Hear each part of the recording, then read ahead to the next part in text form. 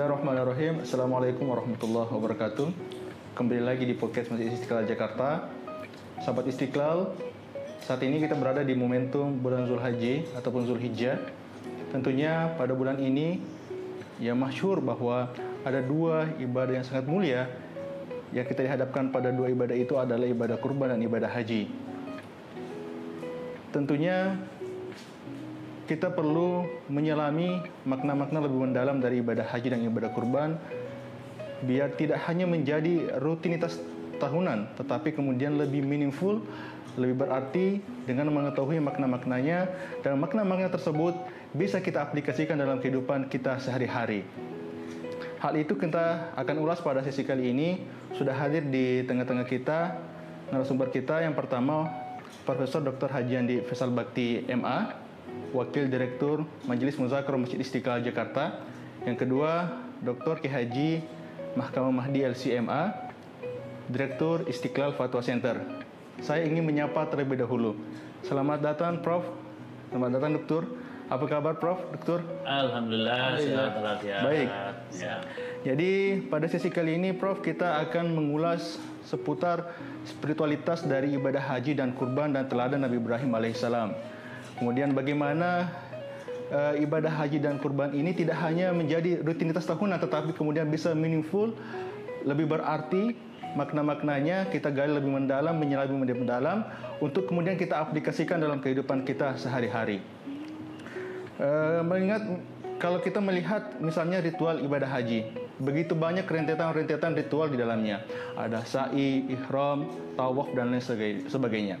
Nah, tentu menarik kalau kita melihat tidak hanya aspek eskatologi saja, Prof. Tidak hanya mendapatkan pahala, tetapi kemudian melihat makna-makna yang ada di dalam ritual-ritual tersebut. Nah, menurut Prof. Andi Faisal sendiri, kira-kira Prof, makna-makna seputar di ritual-ritual ibadah haji itu seperti apa, Prof? Oke, makasih. Assalamualaikum warahmatullahi wabarakatuh. Waalaikumsalam warahmatullahi wabarakatuh. Para penyimak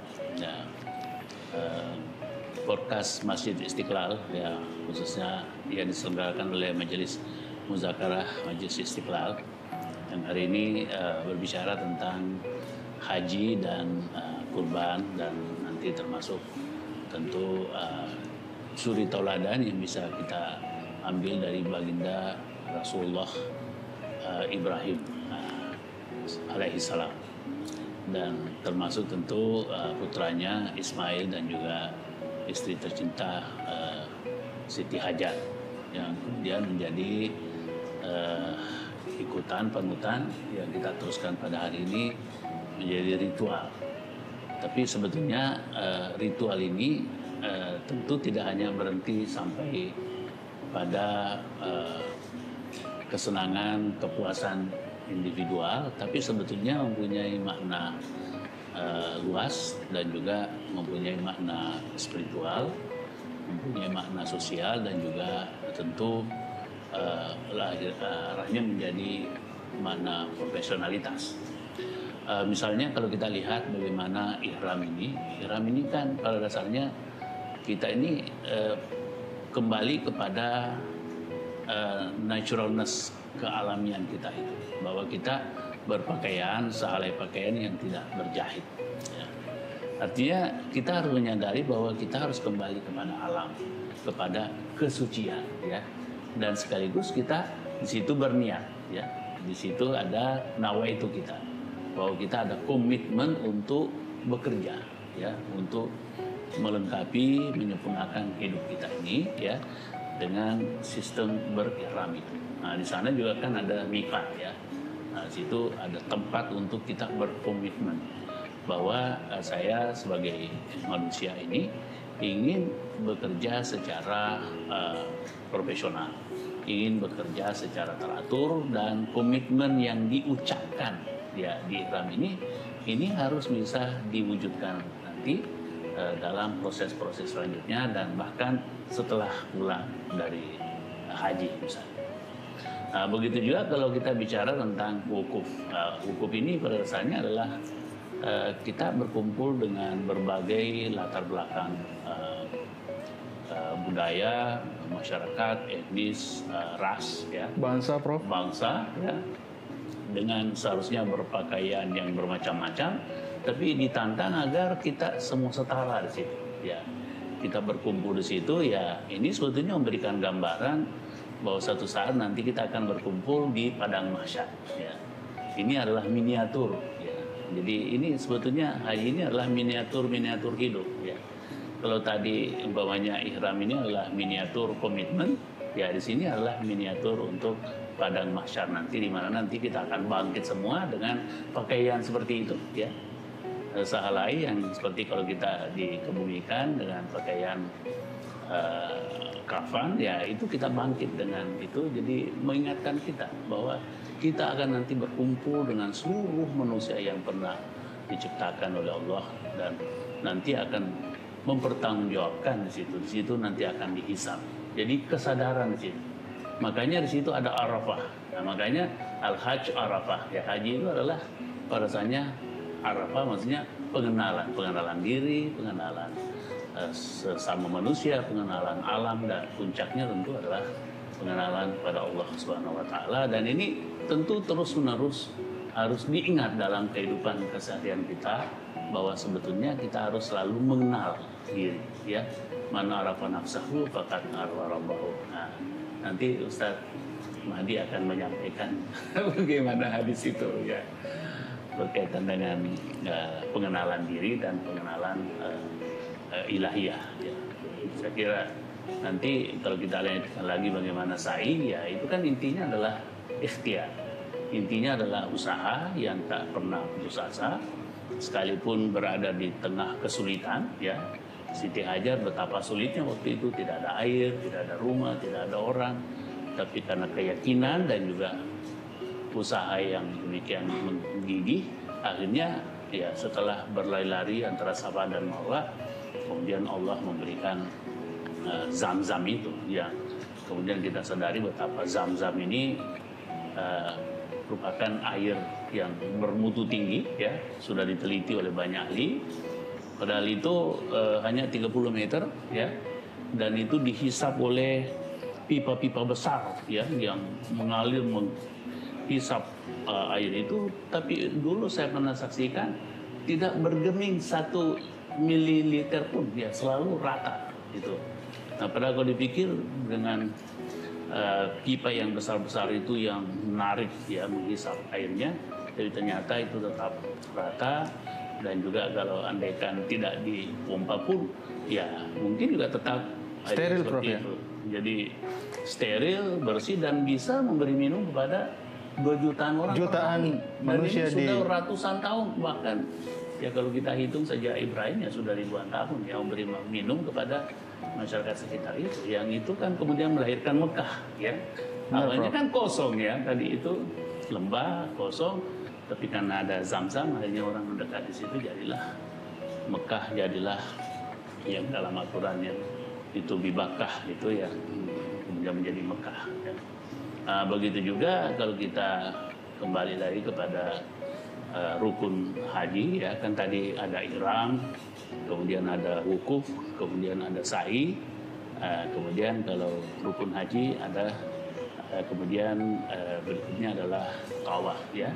Nah, kemudian tahallul, lalu terakhir kan tertib. Ya. Jadi kalau kita lihat juga tawaf ini kan menariknya, tawaf ini sebetulnya kita menyadari bahwa kita ini sebetulnya mengelilingi sesuatu, ya.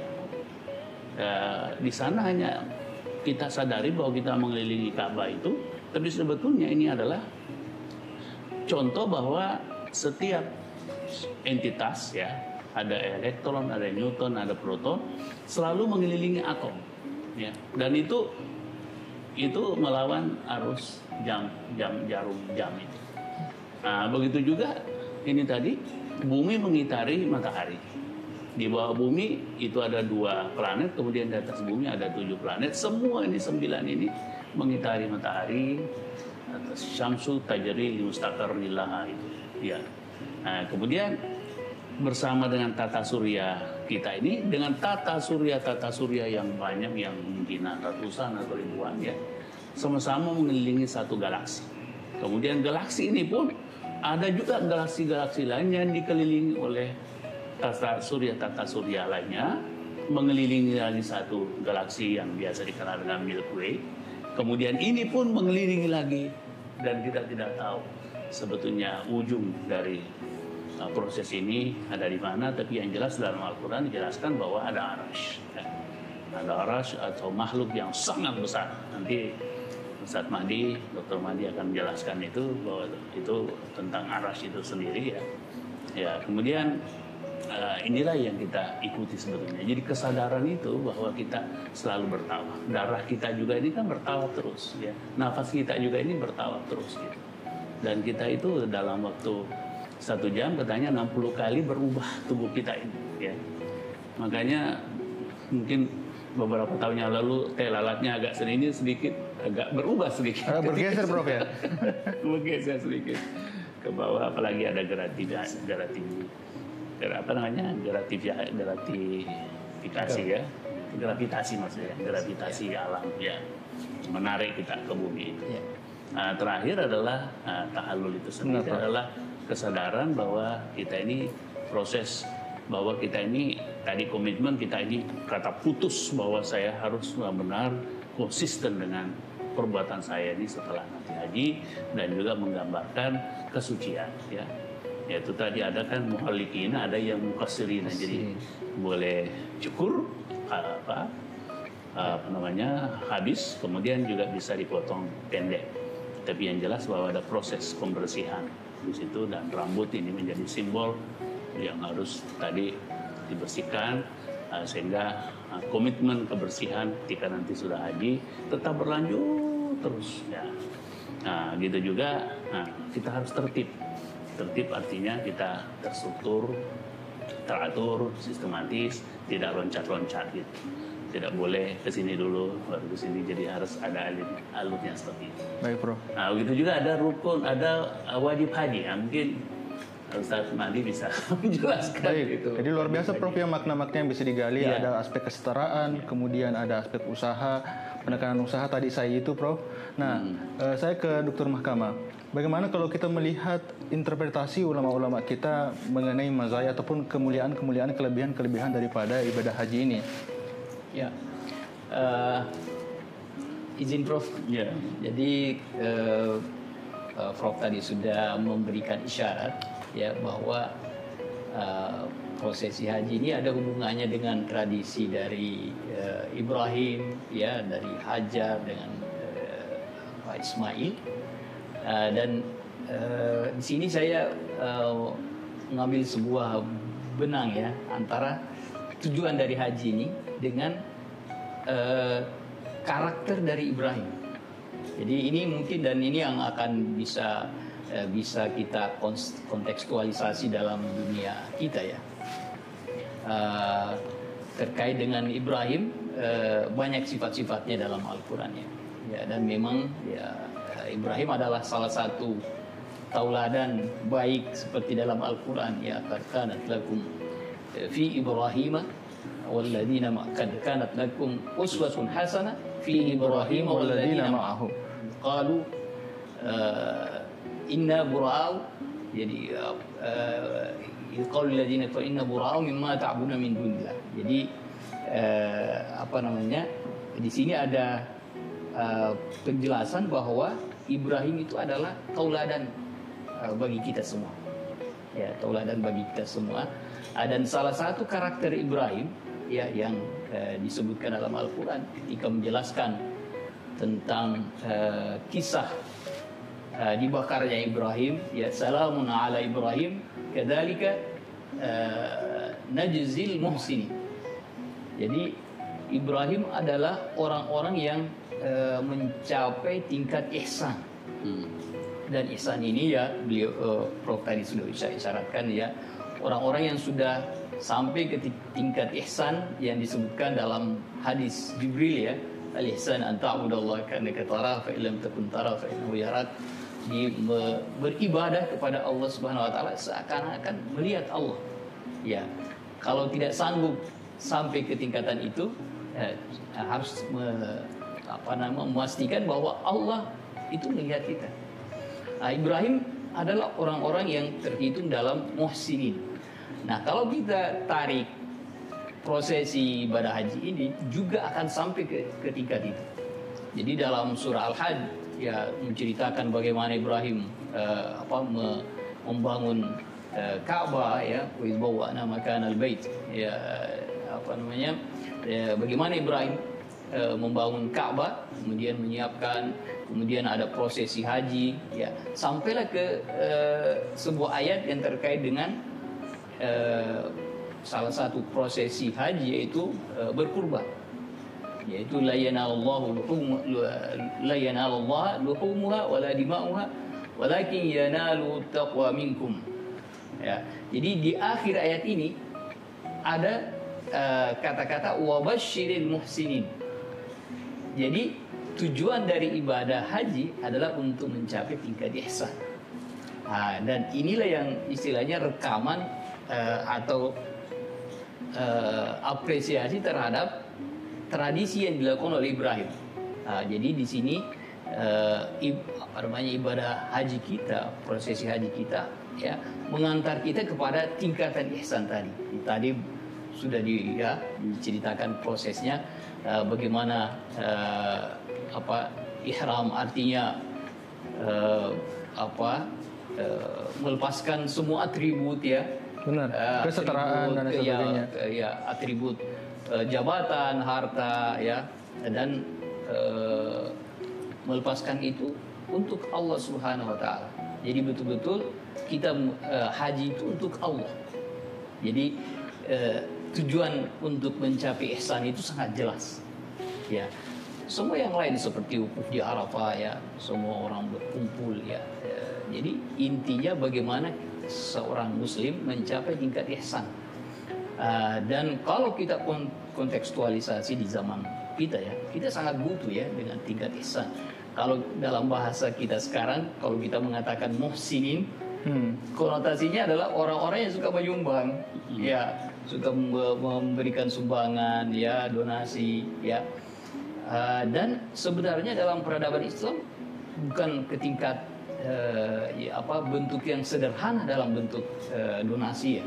Karena dalam Islam, dalam peradaban Islam sudah memberikan contoh yang terbaik ya. Jadi ketika ajaran Islam itu diterjemahkan ya dalam bentuk yang luar biasa. Kalau kita bisa sandingkan ya, kalau saat ini misalnya di Harvard ya, di Barat, mereka punya semacam lembaga wakaf untuk mendanai pendidikan. Ya triliunan yang habis dalam setiap tahun.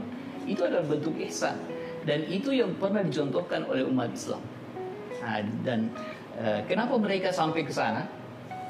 Karena salah satunya adalah prosesi haji inilah yang mengantar mereka ke sana. Dari beberapa ritual-ritual itu, dokter ya? Betul.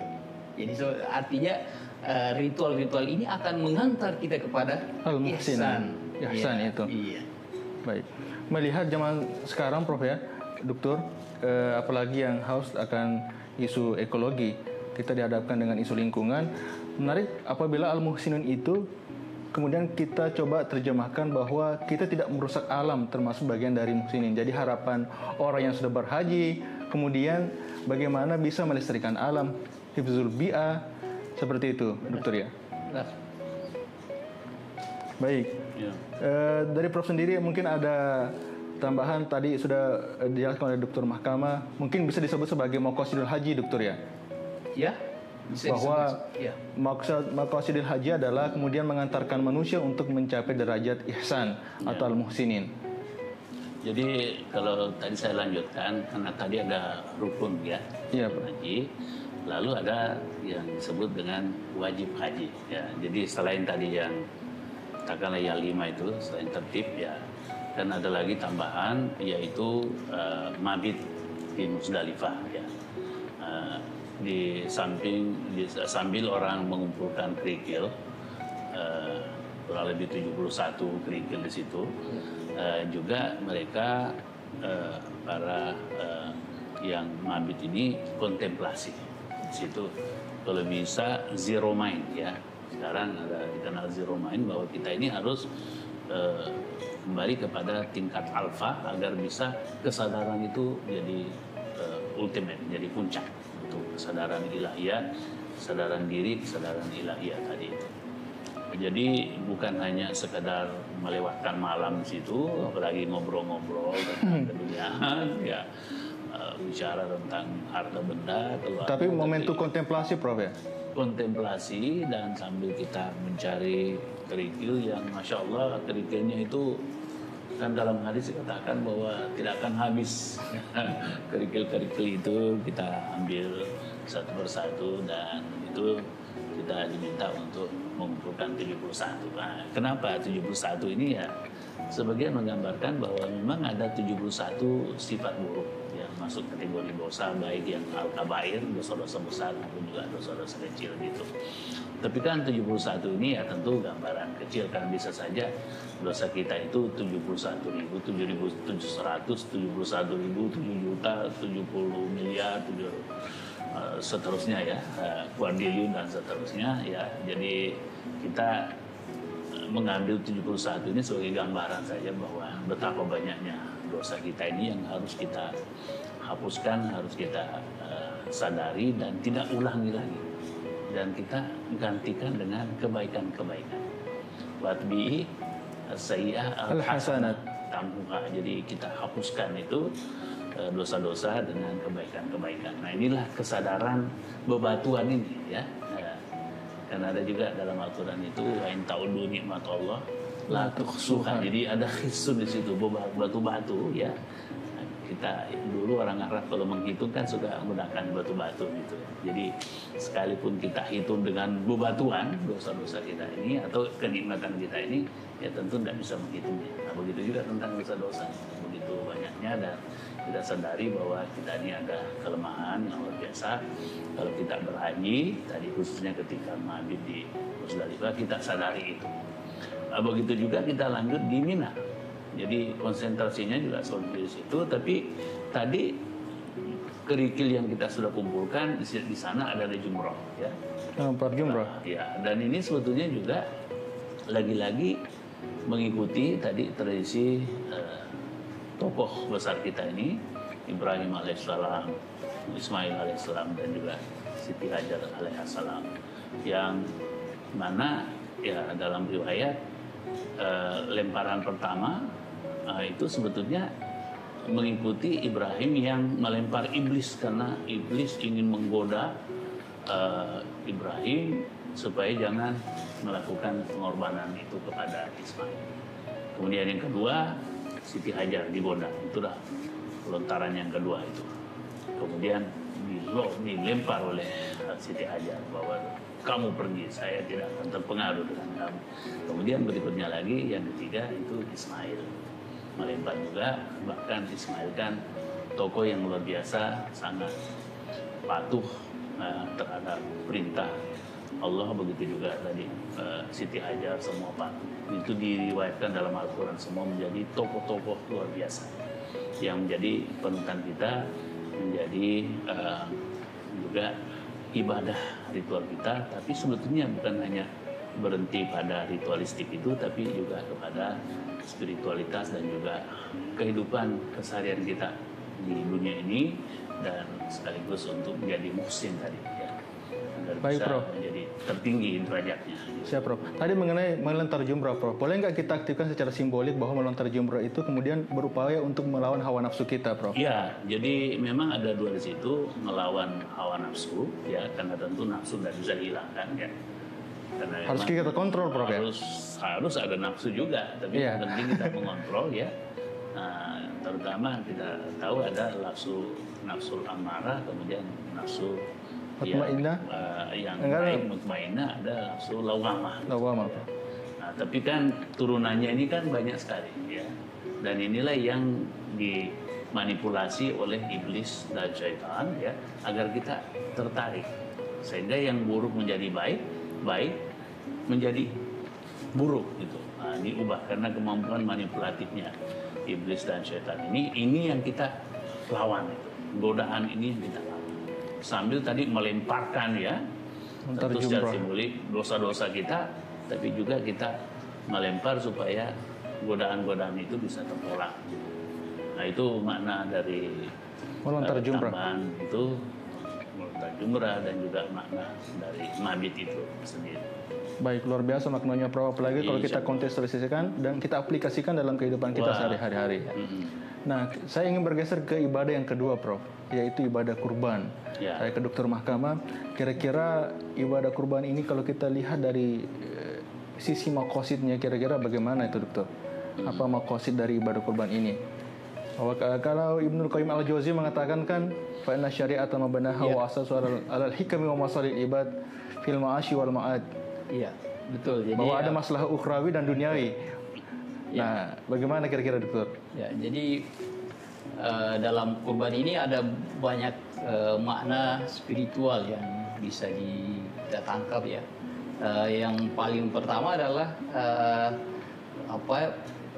penyerahan diri sepenuhnya ya, jadi kepada Allah Subhanahu Wa Taala dengan mengorbankan apa yang kita miliki. Ya, bagaimana Sayyidina Ibrahim ya rela mengorbankan anaknya. Ya, jadi orang yang punya anak ya pasti paham bagaimana perasaan seorang bapak terhadap anaknya. Tapi ketika itu Ibrahim rela mengorbankan semua itu. Ya, itulah bentuk pengorbanan yang betul-betul sempurna. Ya, karena memang karakter dari Ibrahim yang digambarkan dalam Al-Quran, Inna Ibrahim kana ummatan qanitan ya hanifan.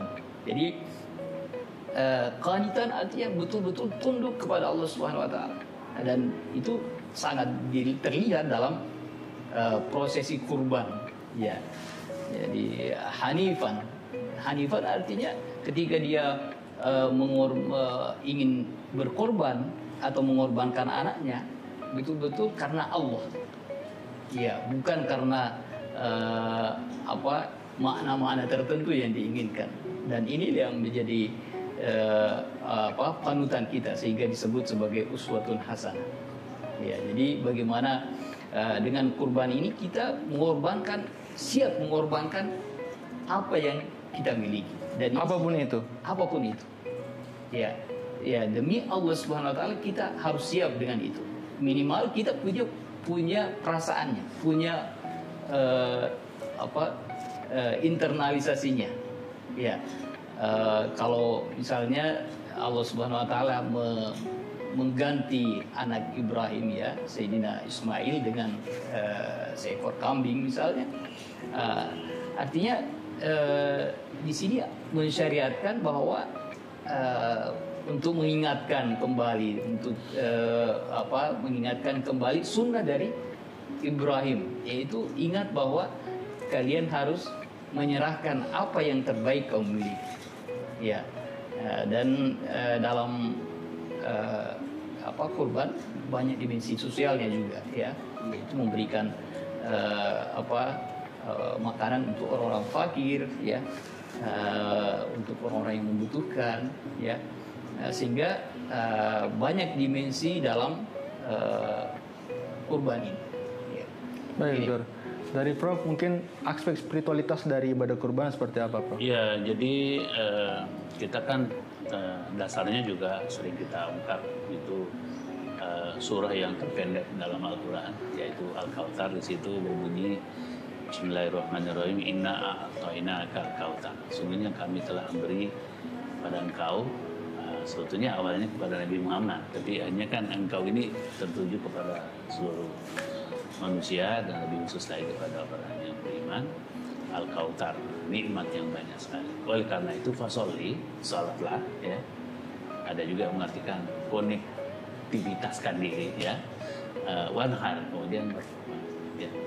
Dan siapa yang tidak melakukan itu, inna syani'aka, siapa yang tidak mau ikut aturan ini, al-abtar, dia offline, dia disconnect, dia terputus. Ya, bayangkan kalau HP kita putus ya, atau kegiatan kita hari ini Tidak ada sinyal misalnya, Prof? Tidak ada sinyal, tidak ada pulsa, tidak ada provider, kita disconnected, kita offline, kita terputus. Nah, ini al-abtar tentu makna aktualnya lah ya.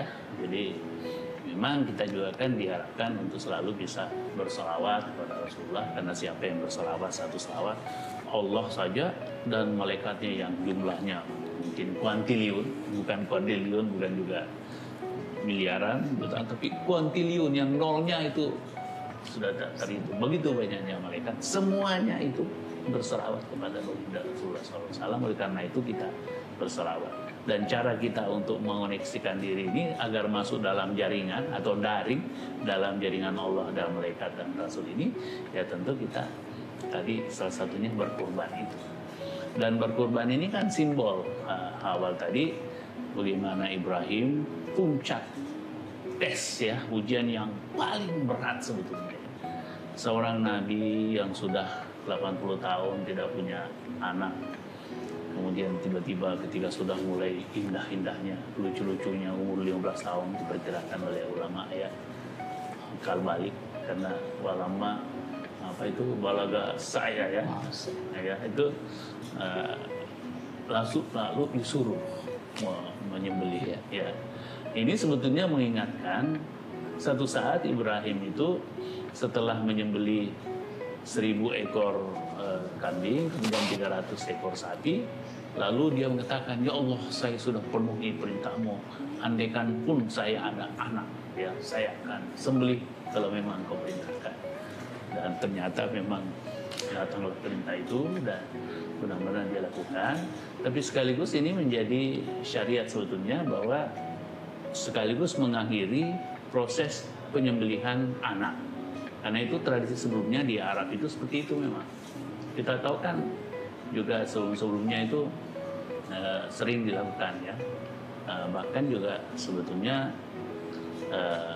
Rasulullah pernah mengatakan bahwa saya lahir dari orang tua yang pernah mau menyembelih. Itu maksudnya Abdullah dulu pernah juga masuk undian akan disembelih. Tapi selalu dikompensasi dengan kibas gitu. Jadi ini sekaligus mengakhiri tradisi menyembelih orang ya, anak, dengan menyembelih kibas yang tentu manfaatnya untuk gizi ya. Jadi perbaikan gizi, lebih khusus lagi protein. Nah, karena katakanlah kalau tadi Idul Fitri itu tentang karbohidrat, nah untuk Idul Adha ini adalah balasannya untuk protein ya, terutama yang jarang mengonsumsi protein ya, yang untuk tadi Dr. Mahkamah sudah menjelaskan bahwa orang-orang yang membutuhkan, orang-orang yang fakir miskin, yang jarang menikmati hidangan yang bergizi tinggi, yang protein itu, saatnya lah ini kita memperhatikan mereka itu ya. Dan alhamdulillah kita juga di Masjid Istiqlal ini kan mengelola ya korban dan pembagian kepada fakir miskin. Baik Prof, dari Dr. Mahkamah saya ingin menggali segi aspek fikih Dr. Beberapa masyarakat mungkin ada yang bertanya, dari ibadah kurban ini apakah ada ketentuan harus individu dan harus berkelompok atau bagaimana Dr.? Ya jadi sebenarnya sudah dijelaskan dalam buku-buku fikih ya, bahwa kalau dan ini sudah dasarnya adalah hadis dari Rasulullah SAW bahwa kambing misalnya untuk satu orang, tapi bisa untuk dengan keluarga, jadi niatkan untuk keluarga. Jadi betul satu orang, tapi bisa diniatkan untuk siapa saja ya, keluarga misalnya, atau orang yang kita hargai misalnya. Kemudian kalau sapi ya untuk 7 orang ya, dan yang semisalnya ya, seperti kerbau ya, meskipun mungkin tradisi kita tidak banyak ya yang memotong kerbau ya dulu ya, sekarang udah kurang. Sudah banyak. Ya jadi syarat-syaratnya sebenarnya sudah dijelaskan detail dalam ya, apakah itu dari segi umurnya, apakah dari segi bebas dari cacat ya, dan cacat apa saja yang harus diperhatikan ya, jangan sampai ada dalam hewan kurban ya. Jadi mungkin itu yang artinya secara umum ya. Tapi boleh nggak misalnya di negara kita, dokter, biasanya kalau sapi itu 7 orang, memang apakah ada ketentuan seperti itu, dokter, atau bagaimana? Ya, jadi ya, untuk sapi ya untuk 7 orang. Tapi 7 orang di sini ulama kita menjelaskan ya kalau misalnya ada yang mau melakukan akikah, jadi 1/7 untuk akikah, 6/7 untuk kurban itu boleh.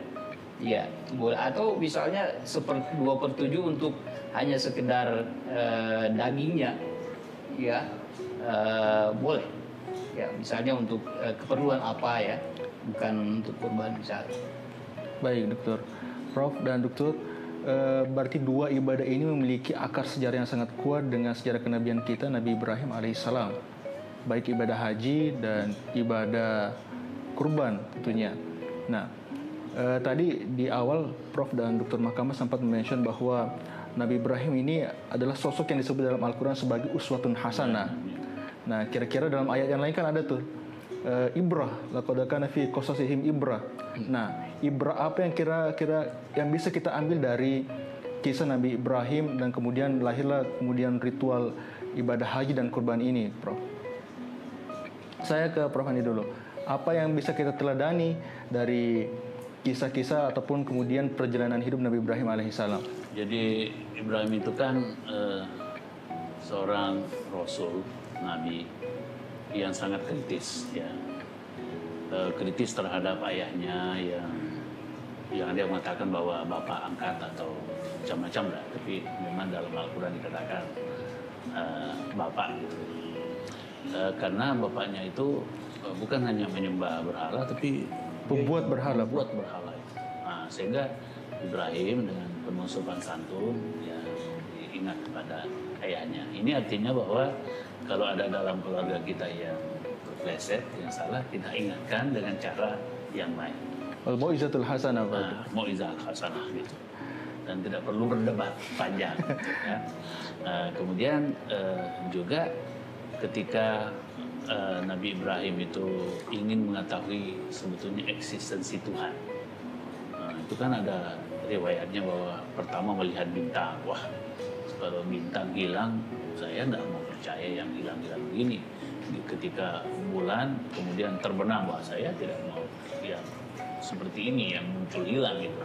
Kemudian matahari juga seperti ini. Nah, kemudian dalam riwayat kan juga diminta untuk mengambil 4 ekor burung, kemudian disuruh cincang, kemudian dibagi ke 4 penjuru, kemudian disuruh panggil. Nah, ini kan juga membuktikan bahwa pertama ya kita bisa kritis terhadap keyakinan kita untuk memperkuat keyakinan. Ya. Kita kerja filsafat kan seperti itu, ya. Kita bertanya agar bisa lebih kokoh, ya. Walakin liyatma'inna qalbi. Ya. Yang kedua, ini juga untuk aktualisasi bahwa sebetulnya ya proses hidup menghidupkan ini ya satu saat. Sekarang kan ada namanya genetika ya, yang bisa kita membangun, umpamanya dari yang mati kemudian bisa kita hidupkan dengan teknologi genetiknya sekarang ini. Ya ini artinya Al-Quran sudah pernah juga memperkenalkan itu, memberikan isyarat, Prof. Isyarat itu termasuk kan juga Nabi Isa ya.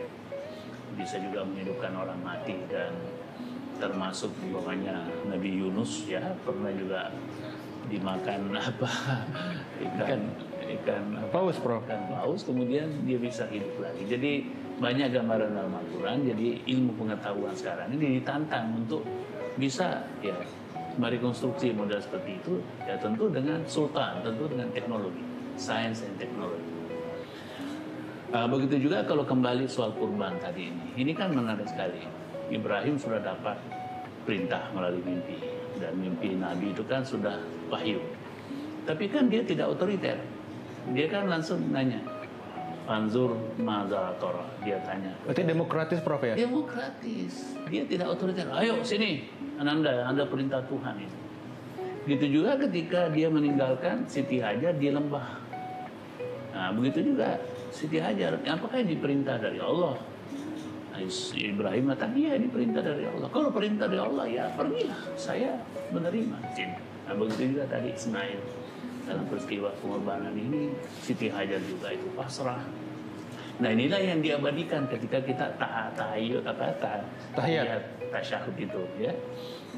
Allahumma sholli ala Sayyidina Muhammad wa ala ali Sayyidina Muhammad kama shallaita ala Ibrahim wa ala ali Ibrahim. Ali Ibrahim di sini tentu bukan hanya 3 itu, tapi keturunan-keturunannya Ishak, Ismail tadi ya. Kemudian melahirkan banyak agama ya.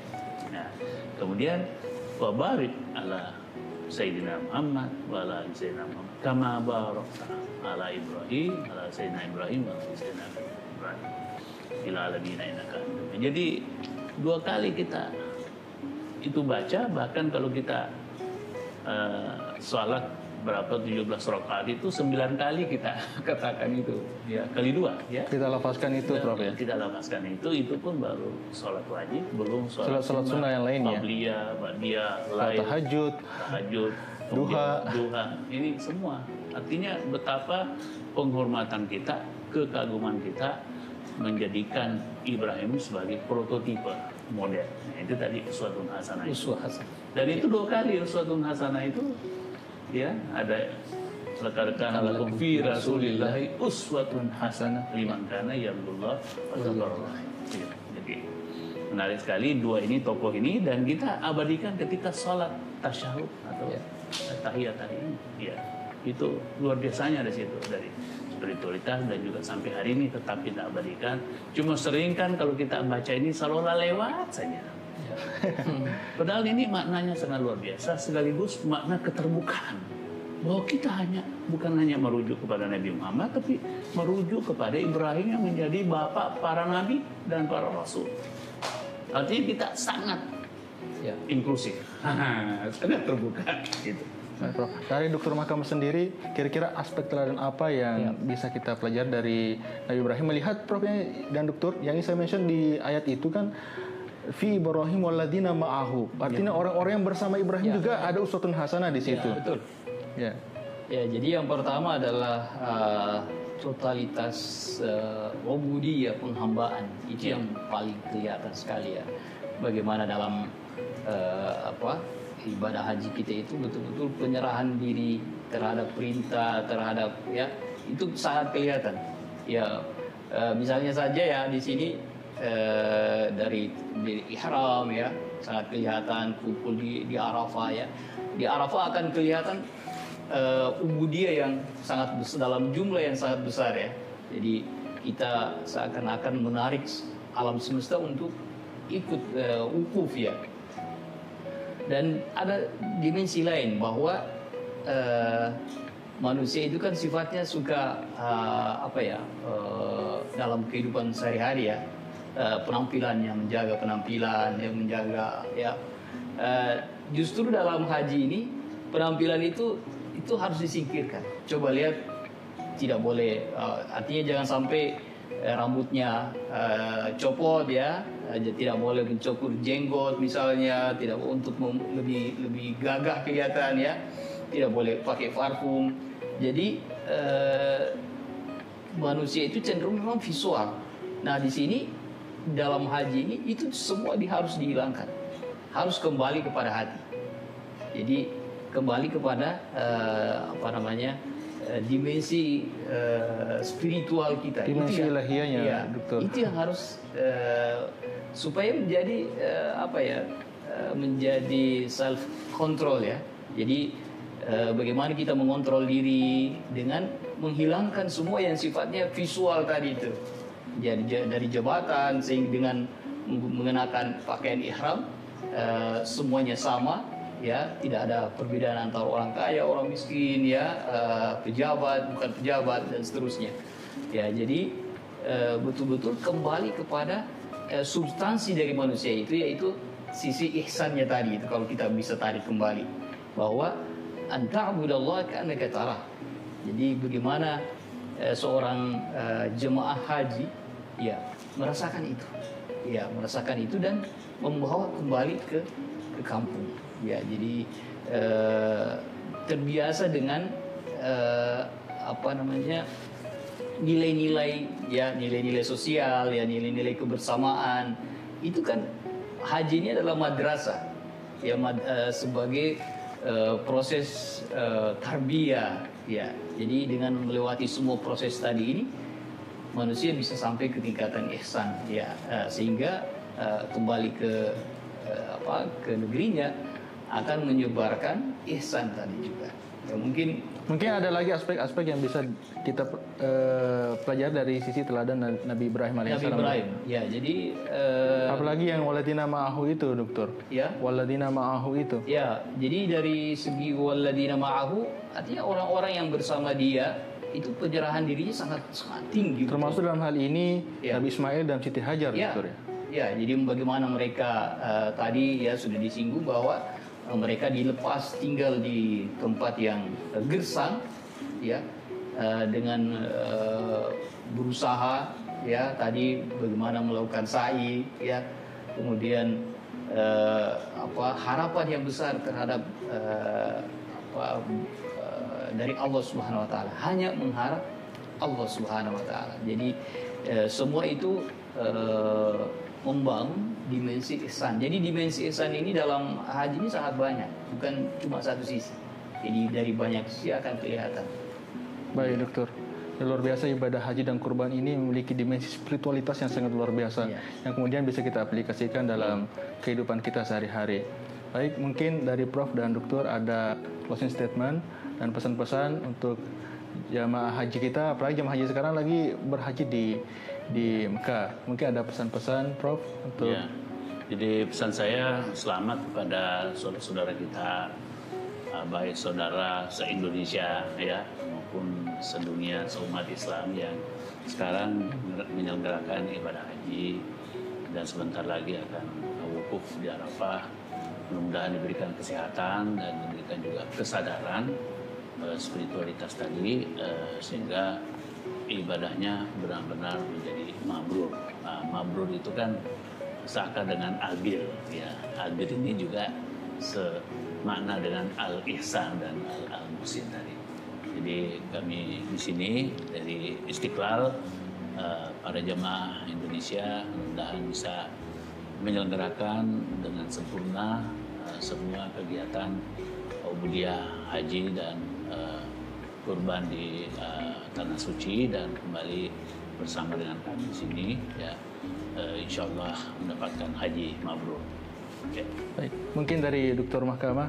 Ya, jadi kalau saya pesan untuk jemaah haji untuk mengikuti prosesi haji dengan melakukan internalisasi makna-makna yang tersimpan terkandung dalam setiap ritual haji, sehingga betul-betul bisa mengantar kepada janji ya Rasulullah SAW untuk kembali seperti anak kecil yang baru dilahirkan ya oleh ibunya. Jadi betul-betul bebas dari dosa ya, dan memperoleh haji yang mabrur. Dan menjadi al-muhsinin, Dokter. Dan menjadi muhsinin ya, insya Allah. Baik, Dokter. Prof, terima kasih Prof dan Dokter atas waktunya. Sahabat Istiqlal, mudah-mudahan ibadah haji pada tahun ini semua jamaah baik dari Indonesia dan seluruh dunia menjadi haji mabrur, dan ibadah kurban kita menjadi berkah dan diterima di sisi Allah Subhanahu wa taala. Ibadah haji dan kurban ini memiliki dimensi spiritualitas yang sangat luar biasa. Tadi disampaikan oleh Prof Handi Faisal Bakti dan juga Dokter Mahkamah, ada dimensi spiritualitas ke aspek kesetaraan, kemudian ada waktu untuk kontemplasi, dan kemudian kita menarik dari sisi teladan dari Ibrahim ada aspek demokratis dan lain sebagainya. Sampai jumpa di episode selanjutnya. Assalamualaikum warahmatullahi wabarakatuh. Waalaikumsalam warahmatullahi wabarakatuh.